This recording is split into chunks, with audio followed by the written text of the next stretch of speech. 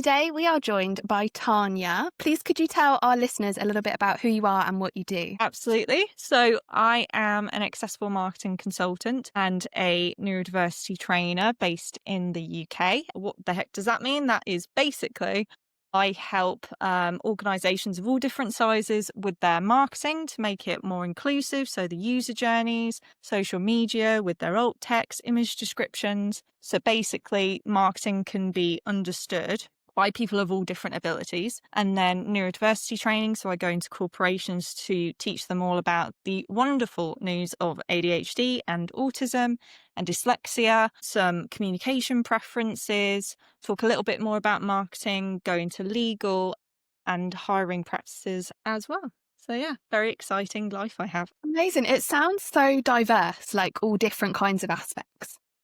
100%. Yeah, it keeps me busy. Do you have a favourite of all of the things that you do? I imagine you love it all, but do you have a favourite? I have got a favourite at the minute, which is talking about accessibility and AI.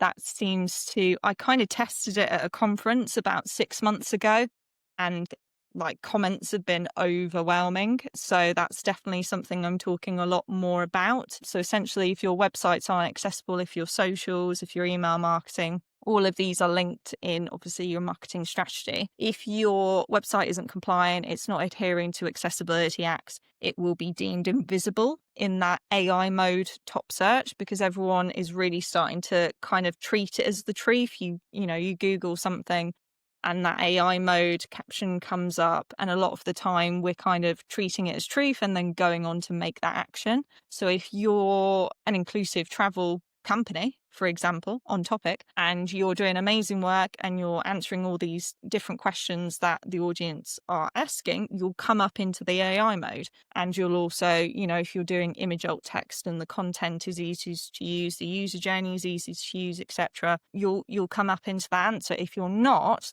you will literally, and it is a bit scary, and it should be, which is if you're not doing all of these things, you will be invisible. You will not come into that top search. So yeah, it's been really interesting, the response. I did it on a I've obviously been researching a lot, kind of tested the water, and yeah, it's shot off the markets. Talking about it a lot more. Yeah, it's so interesting how quickly search engines like Google have changed, right? Because it So used to be that you would search and you wanted to be top of search, you could pay to be at the top. And yeah, now AI can take, sometimes I've done a search and AI takes like 3 scrolls of your phone before you get to the bottom of the AI mode and into the search results. So it's really key, isn't it, to be accessible for being in there for a business sense, but also being accessible anyway, because that's great. yeah, and the right thing to do. Yeah, and it's great for SEO as well in terms of search engines itself as well. So yeah, ticking all those boxes, really, really important. You've got more accessibility acts coming in now in the next year or two as well. There's a couple more accessibility acts coming through Parliament, but I can't say too much. But yeah, there's some things cooking in Parliament as well. So yeah, everyone's really getting on board.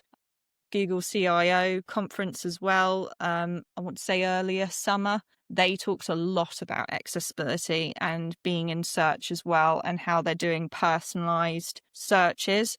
So I always use the same example because it gives everyone a giggle, but if you don't like onions, you won't see any recipes with onions in it. And it's exactly the same with accessibility in a website. If you're not ticking all those boxes, people won't be shown your website. So it's really important. It's not being talked enough about. I'd say in not even 12 months' time, it's going to be absolutely everywhere. Yeah. So yeah, it's best to learn about it now and get ahead of the curve. Yeah, amazing. I'm sure as we go along through today's conversation, you'll have like little nuggets to share for people. So it's really helpful. Kind of talking a little bit about you then. So obviously we know a bit more about what you do. A bit about you. So you've spoken openly about being AuDHD. Can you explain what that is? That is basically a combination of ADHD and autism. So was diagnosed with ADHD as a child and then autism at 25. So I have a little bit of an unusual journey compared to others. But basically the ADHD as a kid, it was like early 90s, early 2000s. So there was research there, but the doctors only knew so much. My parents only were told so much. That support wasn't really there compared to what it is today, that awareness as well. And being able to have that training and sit down with children at school as well.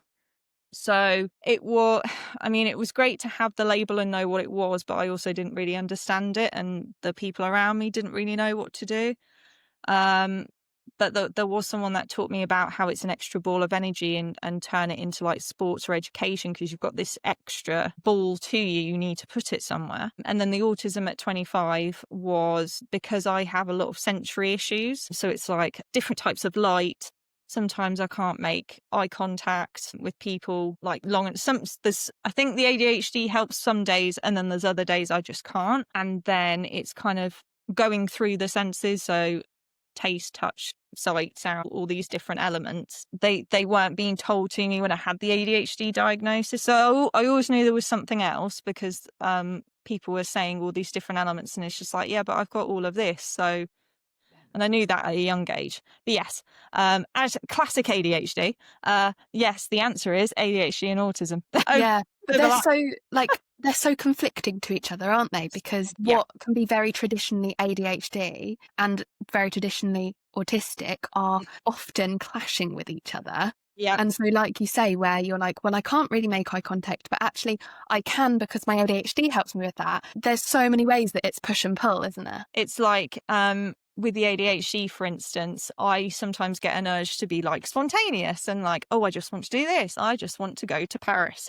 And then there's other times where it's just like the autism comes in, and it's just like, well, hold the phone. We like routine. We like doing the same stuff routinely, safe space. So you get a lot of clashing in my brain, and I kind of have to choose which neurodivergence I want to go with. So it's Yeah. like interesting in my head. I wouldn't change it for the world. There are a lot of people who I've spoken to have said, I just wish I wasn't like this. I wish I didn't have a neurodivergence. I wish I wasn't neurodivergent. I've researched a lot, being able to train others, learn more about me every day.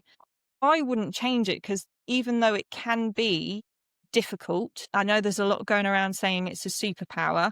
I think it's an incomplete sentence, to be honest with you. It can be a superpower, but on certain days and dependent on what you're doing. So, for instance, hyperfocus, I see that as an ADHD superpower. You can do like a whole week's work, or like 4 days, shall we say, in like 4 hours. I think that's a superpower. That's not normal. But also it's the negative self-talk. I don't think that's a superpower. It's forgetting short-term but really amazing long-term memory. Don't always think that's for the best. So I think it needs to be unique to that person, whether it's a superpower or not, or whether you have superpowers or not. But I think it's, it's each to their own. What one superpower is to someone else is not a superpower to someone else. So yeah, it's a superpower, but on certain days and what you're doing. Yeah, definitely. And I think also the environment you're in, right? So if you have something that completely throws you at the beginning of the day that was out of your control, I mean, we're talking about kind of accessible tourism. So that could be going somewhere to an attraction, starting traveling, whatever it is. And that could throw you off. And then the rest of your day can be so much harder and a big hill to climb. So yeah, it's all unique, and your superpower may well have thrived that day, but something at the start of the day threw you off. Exactly. It can be so small. It can be, you've spilt your coffee on you like 10 minutes before the taxi comes. Do you know what I mean? It could be there's a queue at the coffee shop in the airport, and even though you're probably only going to wait like 3 minutes max, those 3 minutes take forever, and it's kind of a physical and emotional thing waiting for those 3 minutes. But sometimes it can be hard to explain, because it's so physical. Like, it's hard to describe a physical thing without yourself experiencing it. We can only say so much to how it feels, but it's a tricky one. It is a tricky one. But yeah, one really small thing can trigger a whole day. And yeah, I've been there 1,000 times, especially in travel, 1,000 times. Yeah. And equally, a really small thing can make the day so much better, right? So somebody showing some understanding when you weren't expecting it, or somebody offering you something that is really helpful in the moment. And that can also have the same opposite positive effect. 100%. Even being asked, are you okay? Because I know this can be stressful for you. Even like a statement like that can be like, I feel seen, I feel valued, I don't feel stupid that I feel these ways in these certain environments. So yeah, it's 100%. One small thing can trigger, but also one small thing can make a huge difference. I 100% agree. Yeah. So have you got any examples then, either positive or more challenging, from your travel or the way that your ADHD shapes your travel? So we'll start with a positive first. So people who are just listening, I am holding a disability sunflower lanyard, and I've only been using it for about 2 years. I'd read about it for a really long time, but I didn't feel like there was enough information to be like, oh, I could just get one. I had to search for that answer. What I will say is I've again used it for about 2 years to fly, mainly fly instead of train, which we'll go on to the negative in a sec. But it's really helped me. So in airports, 9 out of 10, there's normally like a fast lane. 10 out of 10, there's a fast lane, but like 9 out of 10, there's a sunflower lanyard image. So I'm able to go through that queue. Security is the one thing for me because it's so sentry. So many people in a room queuing up, so many people like talking at different levels, baggage being slammed, beeping, like having to take your shoes off. Hate doing that because such a sensory thing to me. I feel really exposed. So having the lanyard, being able to go to security really quickly, and then I don't mind waiting like an hour and a half for the flight. I just want to get through and then just be able to plop. I think some sunflower rooms are starting to pop up more in airports, which is really, really good to see. There isn't enough, especially in the UK, but they are popping up and more across the world as well. So that's really good to see. But there's certain rooms. But yeah, that's been really, I cannot live without it now. Flying in an airport, cannot live without it. So yeah, that's helped me dramatically. What would have like gone for like an hour, let's say, I'm doing it in 10 minutes. So it's amazing. Negative, and I don't know why. I don't know whether it's because airports nowadays are having more training about neurodivergence, but trains, especially across the UK, whenever I wear it, especially when I'm going to London, I always wear it to London and back from Leicester. I'm wearing it just more because if something happens, like they can see it type thing, it's more for them than for me on a train, which is weird to say out loud. But I've had a lot of looks, very unkind looks, very confused, weirdly, looks. I've had a couple of comments. Sadly, they were from the older generation. I have had someone shout in my face just because I'm wearing it. I was also on the way back from London and I'd just done a whole day of training. So you can imagine being ADHD and autism, doing training, doing public speaking, working really hard, having a good day, but emotionally and physically it can take it out of you. And then being London, being very sensory as well. So that wasn't nice. But I don't know why there's such a stigma on trains compared to airports. I'm still trying to figure that out. But yeah, trains in the UK, and I guess it's the people, obviously, and the commuters and who's on there that day.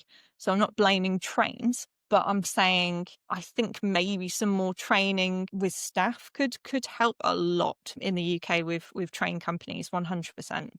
I'm not hearing much about it, so. Yeah, definitely. And I think there's an element of, like, in an airport, you're stewarded through quite a lot. And especially when you've got your lanyard, you've got that support until you're obviously in the main area and then you're sort of on your own.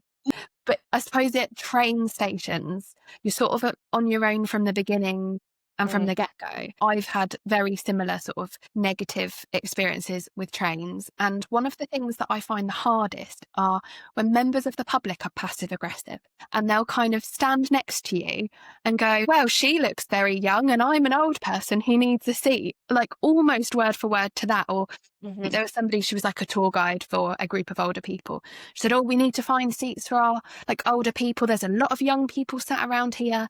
And I was sat on a seat with my lanyard because I've got physical kind of chronic conditions.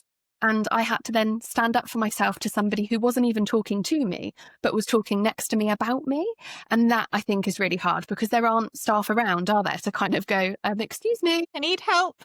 I'm in distress. And Yeah. it's just right back to what we said near the beginning. Like, one little thing can make a positive, but one little thing can make a negative and go over across your whole day. I'm not going to lie, when I've had those experiences, it's taken me out for more than one day. Like, it's lingered. It's just not nice. And I think it comes back down to education. People just being educated, just having that awareness. Even if you don't action anything, it's just having that awareness of, this is what it is, this is what it looks like, this is what this person might be feeling. And I think that's kind of just the foundational knowledge that would be great for everyone to kind of have. I think we're on that journey, but yeah, there's still a lot of misinformation out there.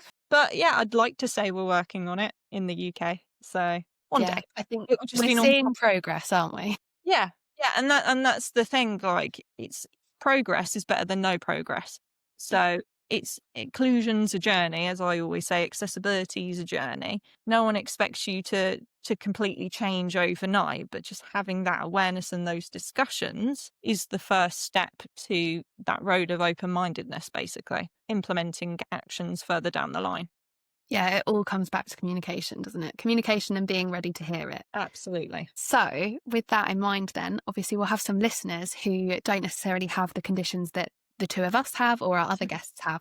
So, Yeah. kind of talking more about what helps us also helps them to understand. So, is there anything that you have as well as your lanyard that's a sort of coping tool or a coping strategy when you're traveling? So I normally have a fidget ring. I haven't got it on my thumb right now, but I normally have a fidget ring, which is where I spin. For people just listening, I'm just spinning my thumb right now. That sounds really weird. I'm not spinning it. I'm spinning a bit of skin on my thumb. Okay, that's going to really freak people out, I can imagine. But yeah, normally I have like a ring that I can twirl and spin. If I don't have that, I'll normally have like some sort of fidget spinner kind of tool where it's, or like a crystal. So I'll always have something, either a crystal in my pocket or the lanyard or the fidget ring or like a fidget kind of plasticky thing I can spin or like squeeze or something like that. Like 10 out of 10, I'll have at least one of those. And then maybe my engagement ring if I don't have a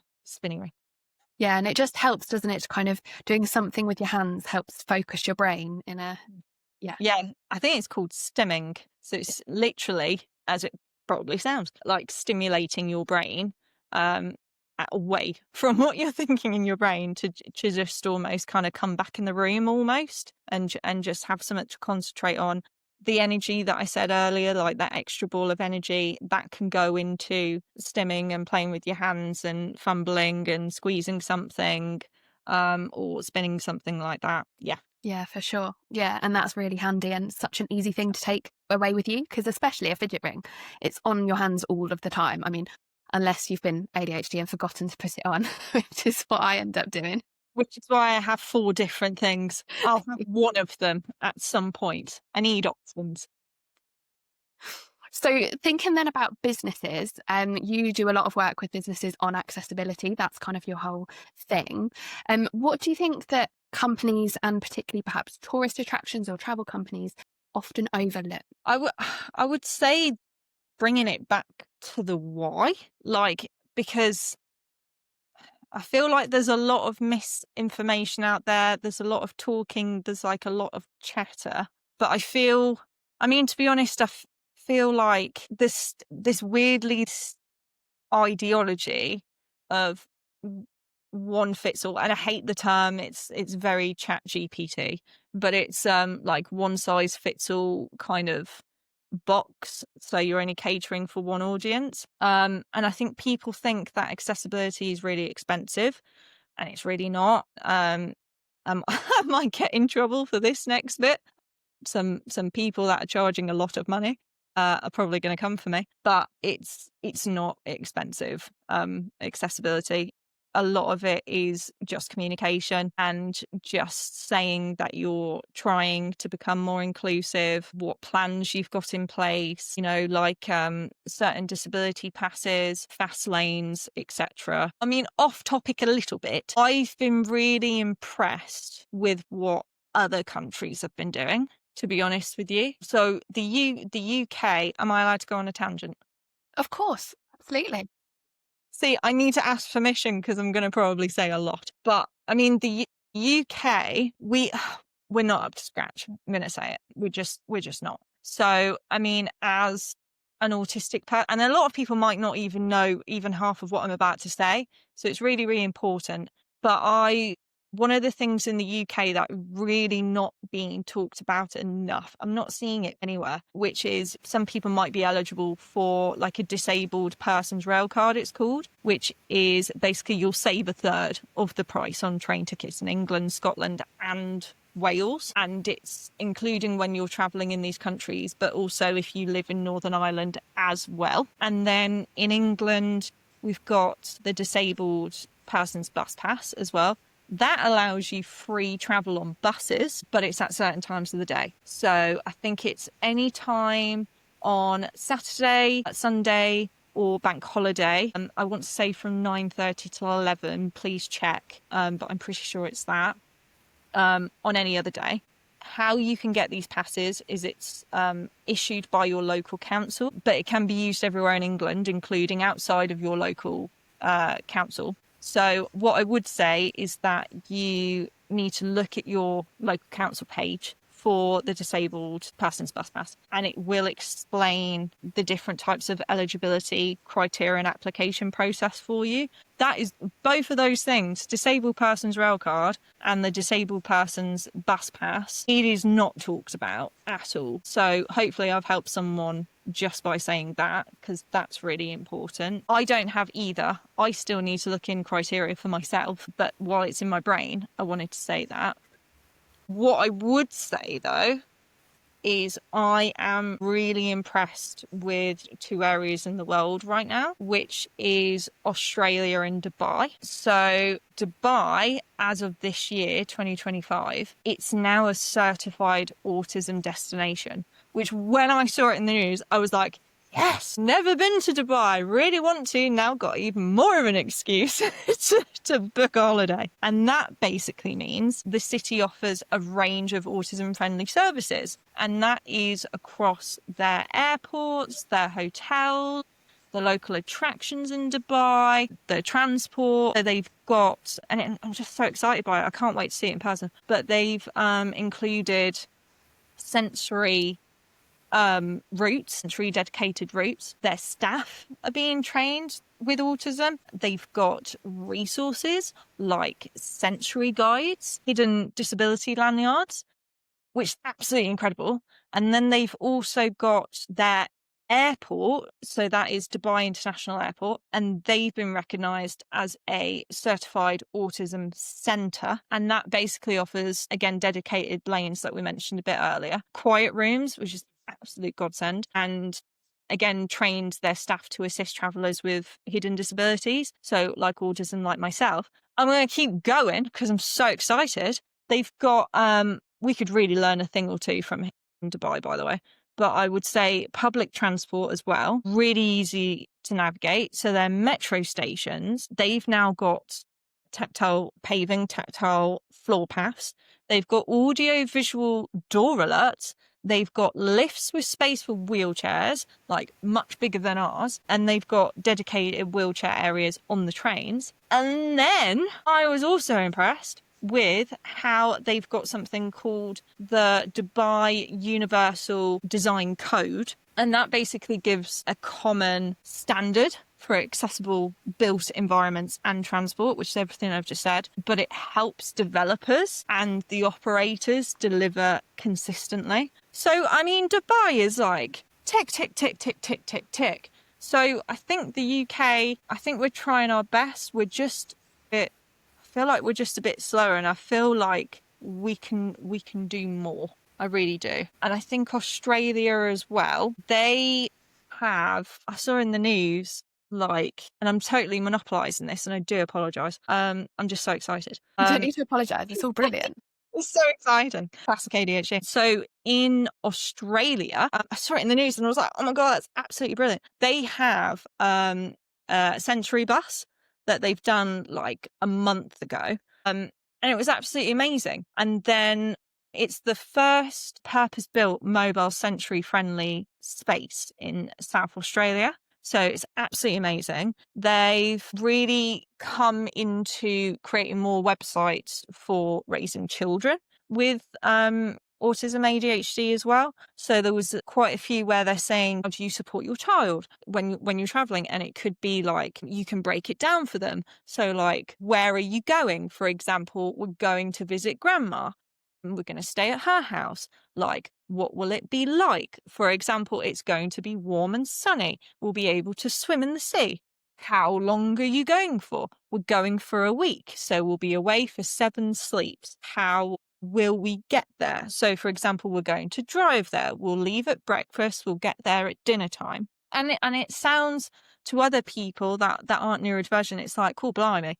But honestly, like a little bit of prep like that, just as a child, even as an adult, goes a really long way, because we don't have to, we're in the know. We can like plan our own brains. We can like, more importantly, say we're safe. We know what we're doing. We know how we're getting there. We know what the journey is.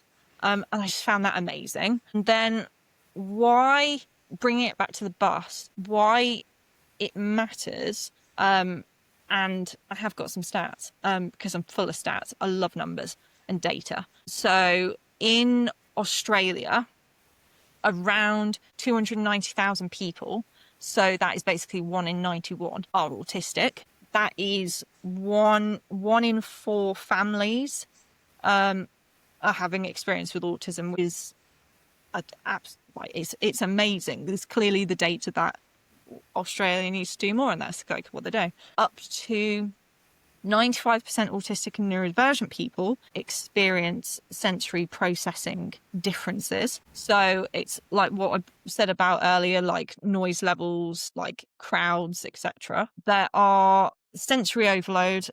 That is basically often forces families to avoid or leave events early. More than 61% of autistic people and 73% of families with an autistic family member report experiencing social isolation. Many autistic people and their families avoid attending community events altogether due to these sensory barriers. And I'm saying a lot of numbers. 92% report crowds of large numbers of people as the main reason, and 82% report levels of light and noise as a deterrent. So with all of this, the data's there. Bayern Australia are acting on that data.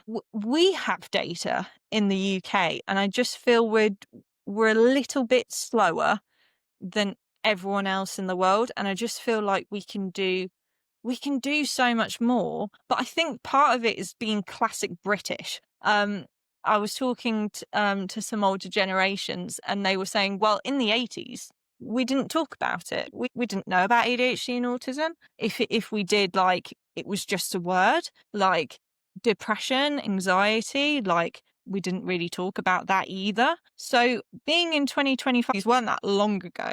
You know, I know some people are like, oh my God, it was ancient. It was just like down the road, the 80s. So to come this far in what I would say a shortish amount of time, like it's happening in my lifetime, and I'm 32. So it's the fact that those conversations have sped up, I'd say, from the noughties onwards, in my personal opinion. But it's we can do more. And I think with these accessibility acts and the conversations in Parliament that I've been hearing, and people asking for more training, I think we are on the right trajectory. But I feel like there needs to be more in the travel. There needs to be more in the inclusive travel, you know, looking at these other countries, getting ideas, kind of implementing it with our own data and being like, right, what can we do? Like, and I'm not saying we need to change absolutely everything, but I just want us to look at the data and be like, what are the opportunities? What can we do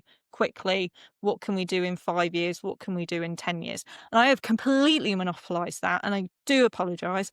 I just get super excited about talking about inclusion. I'm so sorry, Amy. No, I love it. And I love how you managed to remember all of those like specific numbers, because I I love love numbers, but yeah. I like that memory thing we were talking about. I can't always remember them. And so I was really impressed. I was like, oh my goodness, these are great stats. And she's remembered them all. That's the autism. That's the autism kicking it. See, the ADHD didn't help at all. I'm rubbish with short term, but the autism is just like, what are the Yeah. numbers? What are the stats? What are the data? So I would say that is one of the superpowers that we mentioned. Yeah, data. Yeah. Love I data. love it. You can do a So lot with it. if there's a business listening, or, you know, a service provider listening who's heard these stats and thought, okay, I want to make a change now, but I'm feeling like really lost as to what I could start with, I'm a bit Yeah. overwhelmed, what would you say to them? Book a call with me. In all seriousness, it's kind of just looking what's out there and just having a little bit of a research and kind of getting some ideas. What other businesses like yours are doing? What are the conversations they're having? And then in all seriousness, you can obviously talk to me. It's literally my bread and butter. This is not me doing a selling pitch, by the way. This is me just generally saying it's what I do. I love helping businesses become more inclusive, being able to have that retention, make more sales by just literally being inclusive and having that open mindset and having the conversations with their staff. On average, it's about 32,000 to replace someone in a role. So if you're more inclusive and you're looking after your staff better, you'll have better retention, you'll have more staff as assets because they want to be there, they look up to you, they like the environment, they like the conversations. And who wants to spend 32,000 plus all the time that all the other staff will have to pick up on that work, including yourself as a director or a CEO or a head? So it just makes sense to kind of look after your own, be more inclusive, have these conversations.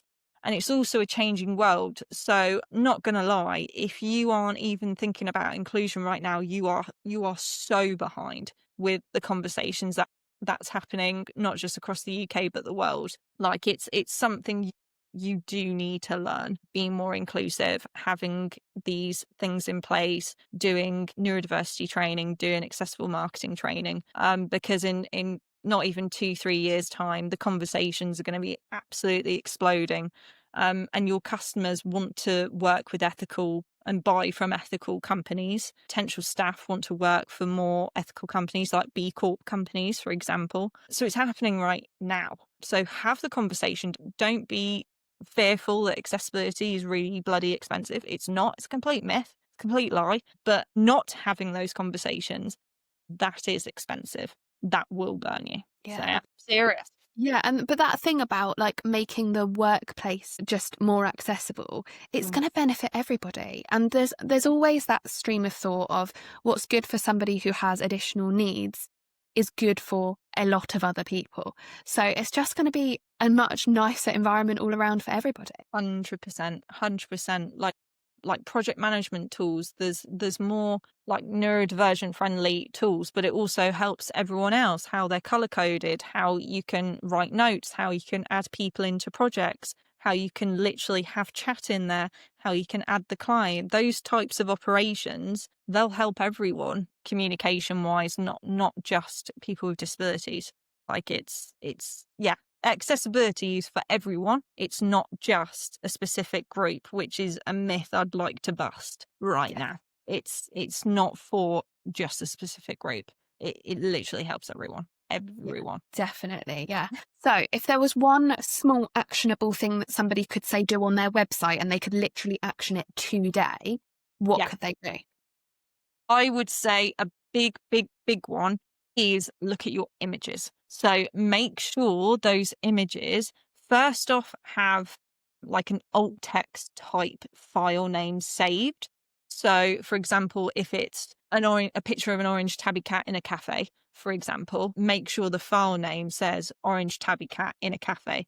First off, from my digital marketing background, it helps someone else if they have to upload it so they can find it instead of image 0852. Such a headache in there. Okay. You don't want to do that to someone, especially yourself. But also it's images are from screen readers as well. So screen readers can actually read that image. They're not going to be able to see the image. They're going to read that descriptive text. So they'll be able to see orange tabby cat in a cafe and they'll be like, oh, okay, so I'm on the right page, I'm on the right website, etc. And then because it helps SEO as well, images are obviously searched. So if you have the correct alt text for that image, it's going to go higher in search because you're also answering a question, which a lot of people don't really think about. Images can answer those AI questions as well. So if someone, I don't know who, but if someone's searching up orange tabby cat in a cafe, your image is going to come up with your website. So definitely look at alt text first and foremost. And then you've got the H1s, H2s, content areas, your CTAs, make sure they're descriptive. I could go on, but you're going to have to call me. You had a little snippet, but no, that's so great and such a prime example of how something that's good for people with accessibility needs is also great for everybody else and is also great for your business disability. 100%. 100%. So much good. Some of these are just 2-3 minute jobs. Sorting out your headers across your whole website might just take you 10 minutes. That Google are really ranking these kind of what I call quick wins, which go with UCAG, which is the Website Content Accessibility Guidelines. Sorting out your headers, making sure the content's really easy to read for everyone, making sure that user journey from awareness to that action. So whether you want to donate, whether you want them to buy something, whether you want them to call you, having really easy steps, what I call quick wins, like they'll take you 5-10 minutes normally. Images might take you a little bit longer, but I promise you it is worth it. I think there might be some AI automatic programs you can use as well. What I will say to that is AI is a tool. It shouldn't be the answer. So you have to work with it. So make sure you're not just putting it into a system and then saving it and doing it. Like have at least one human just go over everything and just be like, yeah, I'm happy. Otherwise it might burn you in the future. Yeah. Humanize. Very good advice. So before we finish up, I've got 2 fun questions for you. The first one is, if you could go anywhere tomorrow with 0 barriers, where would you go and why? Dubai. I think we know why, don't we? Yeah, I would.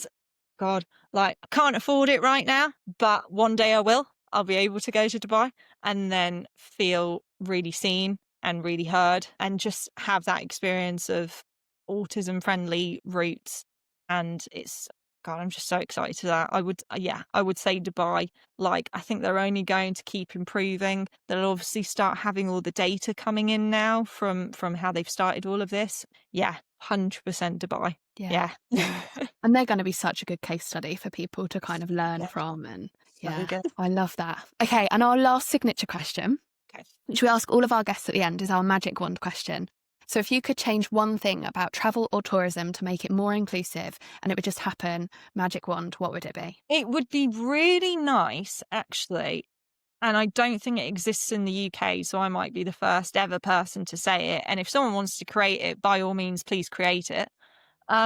What would be amazing if there was a hotline kind of thing where it's just like, are you feeling a bit of sensory overload? Are you feeling overwhelmed?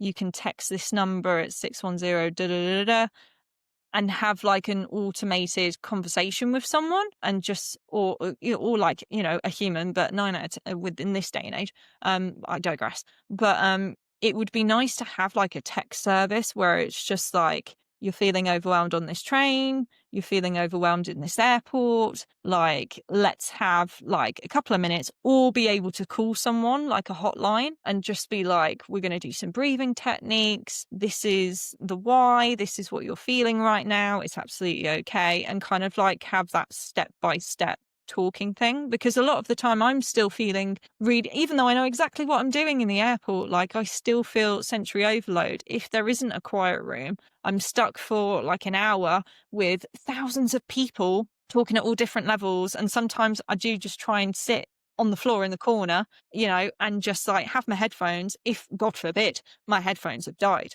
or they're not working for some reason and I don't have any earplugs or anything like that, those levels, they're so stressful. So if someone was just a hotline or something like that, someone I can call or even just sit with, knowing there's someone on the other side, and they didn't want to call a friend or text a friend or anything like that, and just someone to get them through, I think that'd be absolutely amazing. Having that option of that stranger to comfort you. And she's like, it's okay, I get you. Do you want to listen to classical music for a minute with me? And I'll be like, yeah, please. And you just feel a bit less alone. So that'd be awesome if someone created that. And if you are creating it, hi, love to be involved. I love that. And that's like, that would be perfect for somebody who needs that instant connection. Because, like you say, we could message friends or family, but one might not want to bother them, and two might need an instant kind of external process. And so, Exactly. yeah, I really like that idea. Thank you so much for joining us today. If people want to find you online, connect with you, where can they find you? So we have a website. I'm going to spell out my name because I've got one of those weird names. So it is www.tania, so Tania, Gerard, Gerard.co.uk. And then you can find us on LinkedIn as well with that name. And then you can also find us on Instagram, TaniaGerard.co. And we'll pop that in the show notes as well so people can find it too. So yeah, thank you so much for joining us and sharing so many great insights and tips and statistics. Yeah, love a number. Love numbers. You can do a lot with them. So if you've got the data, you can work with them. Just ask people how they feel, what they felt about the journeys. Like, don't be afraid to ask, because that's who you're targeting and that's who your audience is. So get them involved. But thank you. It's been an honour to be here. So excited to talk to you today. Seriously, it's been really fun. Thank you so much. Thanks so much for listening. I'm Amy Walters, brand and design expert. Our aim is to make tourism work for everyone, powered by lived experience and expertise. And I'm Louisa van Vessem, a consultant, mentor and facilitator. And together we help tourism businesses build inclusive strategy and design that actually works. You can find us online at Inclusive Tourism on Instagram and LinkedIn, and check out the show notes to connect with us. See you soon.